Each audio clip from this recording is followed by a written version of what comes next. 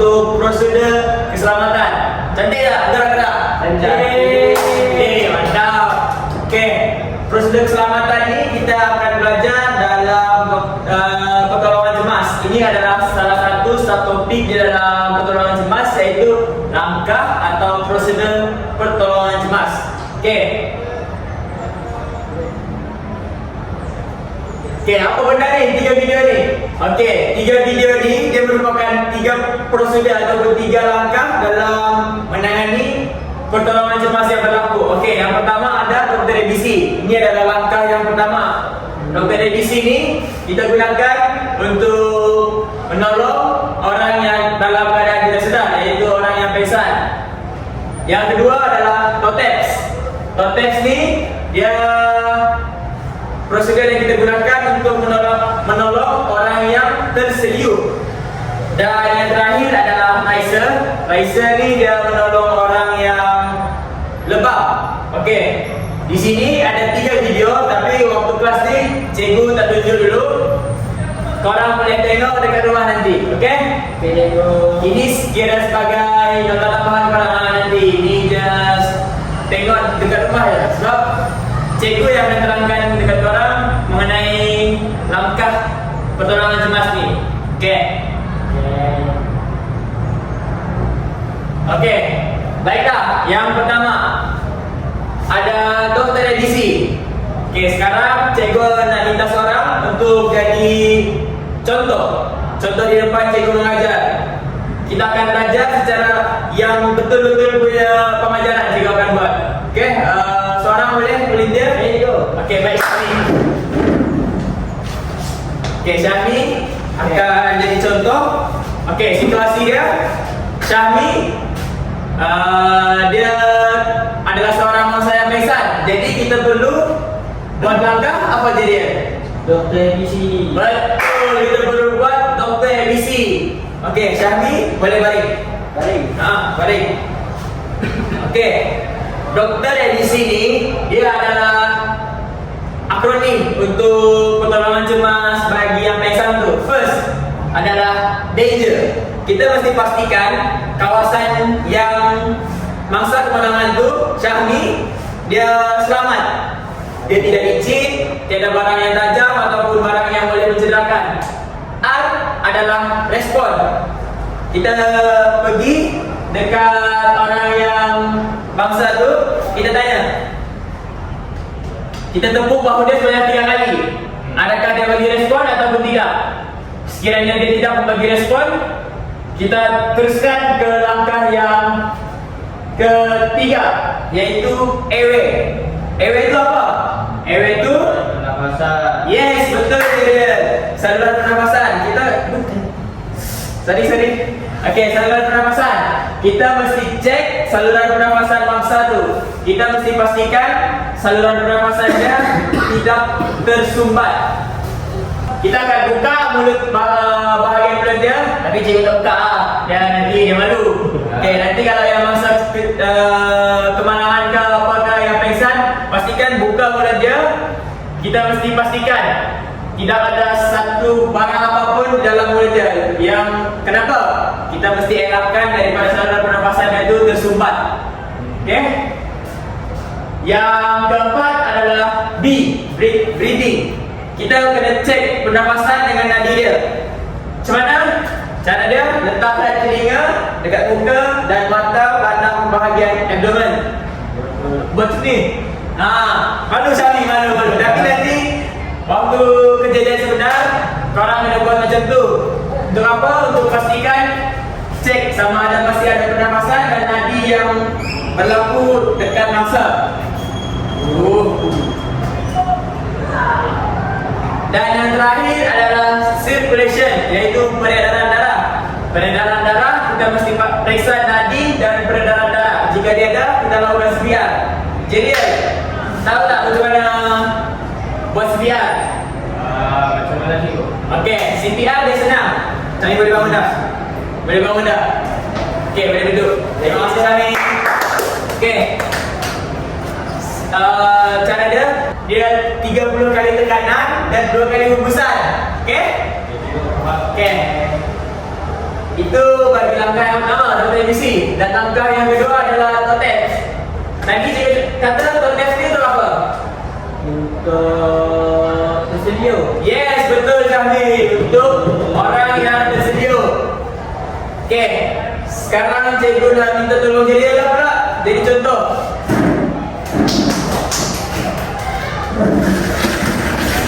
Okey, Jeriel duduk. First, cikgu bagi situasi. Situasi ni Jeriel tengah bermain dan tiba-tiba kaki dia terseliup pada bahagian pergelangan kaki. Okey, yang pertama, P yang pertama adalah top. Kita tanya Jeriel macam mana keadaan dia dan di mana kawasan yang cedera. Okey, Jeriel okey tak? Okey, sikit.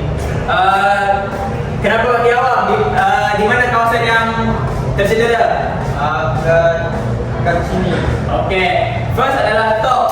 Kita bercakap dengan mangsa, kita pastikan keadaan dia dan di mana kemalangan dia berlaku. Yang kedua adalah observe. Observe, dia kata dekat kaki, jadi kita tengok area kaki dia tu. Kita perhati, adakah dia lebam, dia bengkak, dia terseliup, patah ataupun macam mana. Yang ketiga adalah touch. Kita sentuh pada kawasan yang terseliup tersebut. Okey, sakit. Okey. Lepas tu kita suruh dia buat A adalah active movement. Active movement, kita suruh mangsa tu gerakkan sendiri kawasan yang cedera tu. Okey J, cuba gerakkan kaki. Sakit tak? Sakit sangat. Okey, sakit sangat. Jadi jangan paksa. Sekiranya dia sakit sangat, jangan paksa. Kita buat yang langkah seterusnya pula, iaitu passive movement. Passive movement tu kita yang tolong mangsa tu untuk gerakan. Okey. Angkat kawasan yang cedera, kita gerakan. Dan kita tanya, okey tak? Sakit? Sakit. Okey, sakit. Kalau contoh kita perlu langkah yang terakhir iaitu special test, ujian khas, iaitu bawa ke pakar yang lebih pakar lah. Yang maksudnya kita bawa ke doktor untuk buat rawatan yang lebih lanjut. Macam tu lah. Okey, terima kasih Jeriel.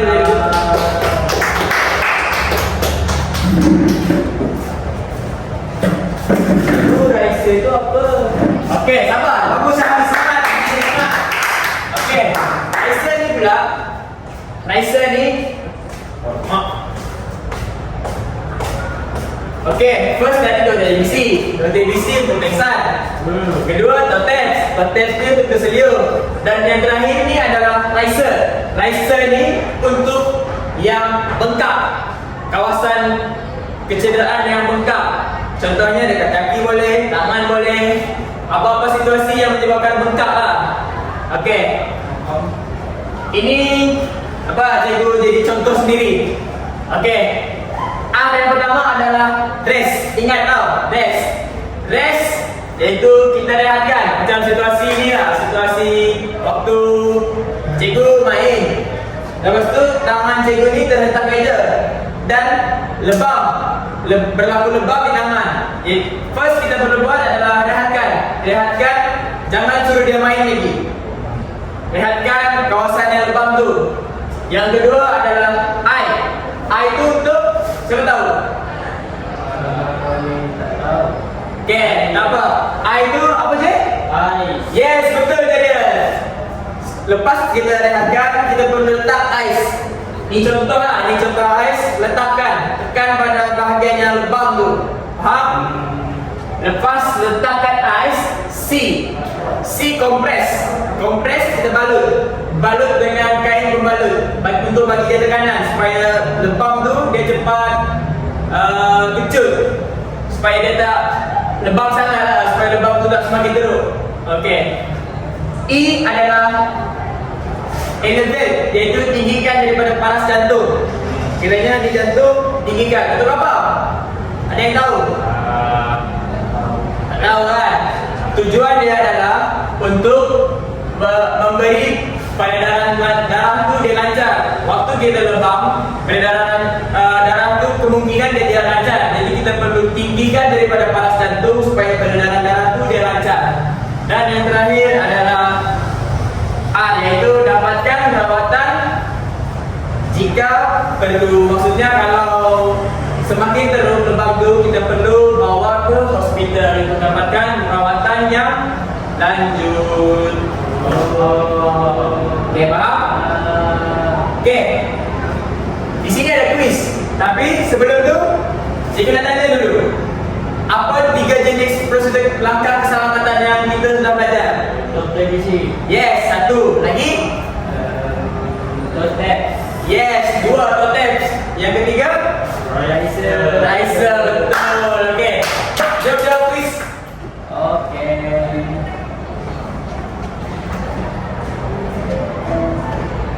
Okey, apakah yang perlu dilakukan dalam langkah A? Aries, siapa boleh jawab? Saya. Ya, Syami? Yang warna merah cikgu. Warna merah. Betul. Okey, yang kedua, apakah maksud huruf T pertama dalam kaedah toteks? Top. Top. Betul. Jadi cuba jawab jadi. Jangan malu. Dalam kaedah Aisyah, apakah tujuan langkah AIS? Jawab je, salah tak apa. Mengurangkan rasa sakit. Mengurangkan rasa sakit. Betul. Apakah langkah terakhir dalam kedua-dua kaedah toteks dan Aisyah? Tunjuk kepada pakar atau dokter. Yeah. Last satu soalan, kita main game lompat-lompat kata.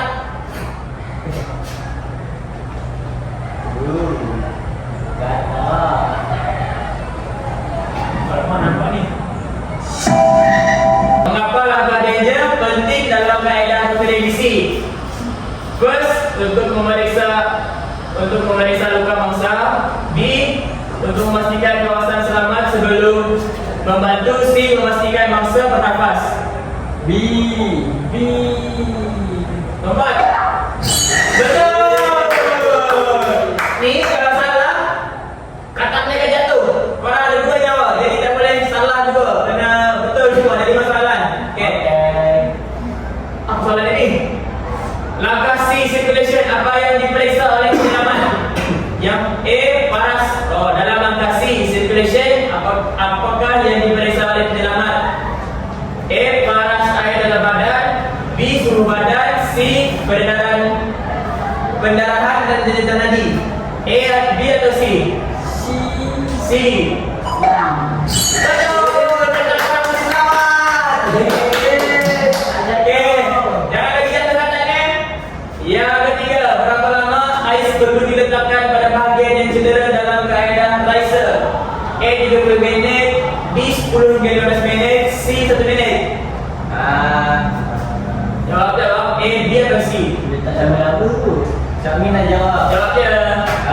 10 ke 15. 10 ke 15. Rasanya. Yakin? Yakin. Lompat. Betul. Apa yang dimaksudkan dengan elevate dalam kaedah Riser?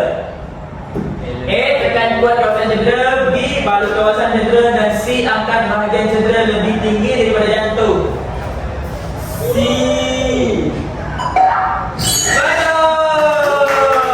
Dah sampai. Sekali lagi soalan terakhir. Apakah yang diperlukan dalam langkah B? Breathing. A, sapukan minyak di dada mangsa. B, letakkan ais pada dada mangsa. Dan C, lihat sama ada dada mangsa bergerak. C. C. Yeah. Okey. Setakat ni itu sahaja yang kita belajar. Semua sudah tak? Sudah. Okey. Minggu depan mungkin kita akan belajar pasal makanan. Jadi jangan lupa 3 tu apa tadi? Dokter gizi, Totem dengan Riser. Okey, betul. Itu sahaja. Sekian dan terima kasih.